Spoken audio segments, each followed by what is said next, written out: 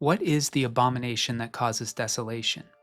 When speaking of the end times, Jesus said the following as preserved in the Gospel according to St. Matthew chapter 24 verses 15 through 16. So when you see the desolating sacrilege standing in the holy place, as was spoken of by the prophet Daniel, let the reader understand. Then those in Judea must flee to the mountains. Well, what is the desolating sacrilege, or in the words of Daniel, the abomination that causes desolation? The Hebrew word translated into English as abomination is the word shikutz. It occurs 28 times in the Hebrew Bible, and each time it's used, it refers to the worship of false gods. The abomination that causes desolation, therefore, is the worship of a false god in God's presence. In the passage that Jesus referenced from Daniel chapter 11 verses 31 through 32, Daniel had prophesied that a foreign king would set up an idol in the temple of God and seduce some in Israel to worship it in God's name.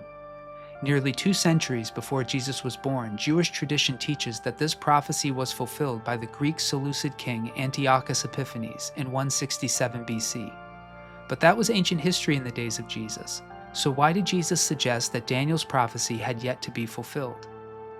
The true desolating sacrilege in the days of Antiochus Epiphanes occurred when some Israelites joined him in this worship.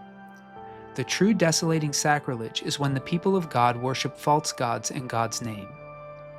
The prophet Jeremiah warned against this in Jeremiah chapter 7 verses 30 and 34.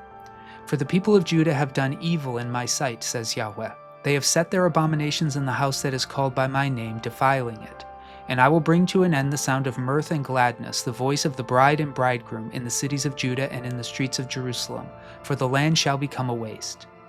What Jesus has warned is that before he comes again in glory, the people of God will again be seduced into worshiping false gods in God's holy place. Since the first coming of Jesus, the holy place of God, the temple of the Holy Spirit, has become the gathered Christian community. The abomination that causes desolation stands in the holy place when Christians worship God in the ways other religions worship their false gods. St. Paul the Apostle has described what the worship of these false gods will look like, generally, in 2 Timothy chapter 3 verses 1 through 5 as follows.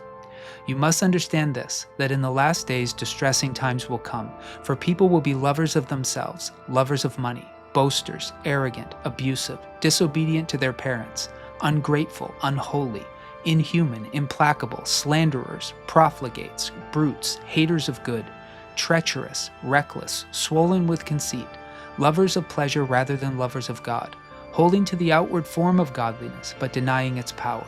Avoid them. This is the abomination that causes desolation, and it has already been set up in the holy places of God. Be warned.